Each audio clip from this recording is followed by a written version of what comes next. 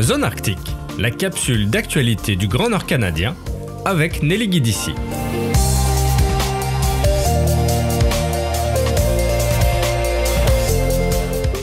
Afin de souligner l'année internationale de la préservation des glaciers déclarée par l'UNESCO, Parcs Canada a organisé un cycle de conférences durant la saison estivale 2025. Des sujets en lien avec les glaciers et le réchauffement climatique sont abordés chaque mercredi au centre culturel d'Aku à N Junction, au Yukon. Le 16 juillet dernier, Michel Baraher, professeur à l'École de technologie supérieure de Montréal, donnait une conférence au centre des visiteurs de N Junction. Il a présenté devant une vingtaine de personnes les caractéristiques des glaciers, ainsi que le travail de terrain qu'il accomplit chaque été avec ses étudiants dans le massif du parc national Kluane. Même si mettre de l'avant la préservation des glaciers permet d'exporter un message au grand public, M. Baraher estime cependant qu'il est un peu trop tard, car la fonte des glaciers et leurs impacts sont connus depuis très longtemps. Les gens qui travaillent dans ce domaine-là constatent les mêmes choses depuis 30 ans au minimum. La fonte des glaciers et leur impact, c'est malheureusement connu depuis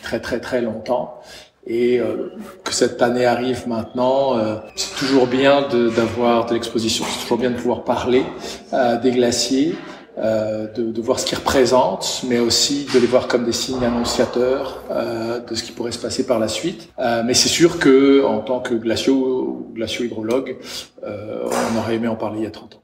Katharina Walsh, coordinatrice d'interprétation pour le parc national Kluane, la déclaration de l'UNESCO est une bonne occasion pour les Canadiennes et les Canadiens, mais aussi pour les touristes de passage, d'en apprendre davantage sur les glaciers, sur la recherche, les partenaires de recherche et les actions prises par Parcs Canada pour préserver les glaciers du parc national Kluane. Pour nous, surtout à Kluane, notre parc est composé de 80% de glaciers de champs de glace.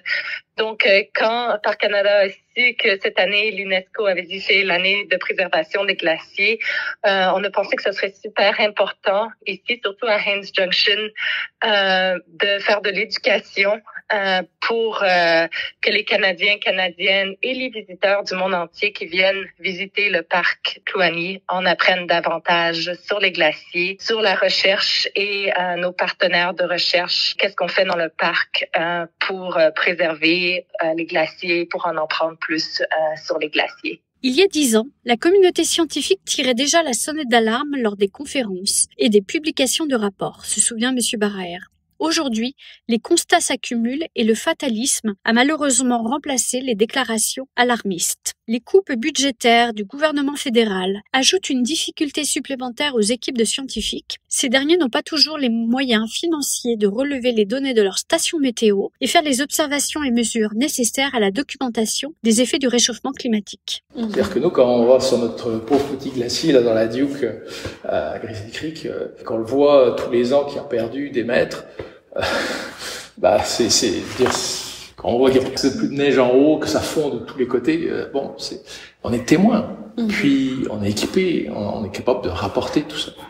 Mais l'indifférence dans laquelle on travaille est aussi dommageable que le manque de moyens.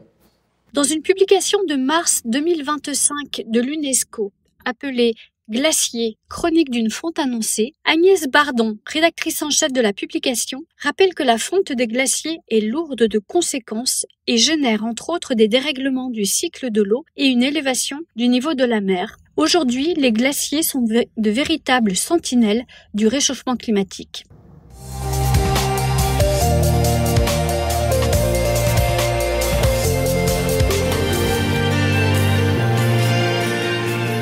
C'était Zone Arctique, la capsule d'information du Grand Nord canadien avec Nelly Guidici.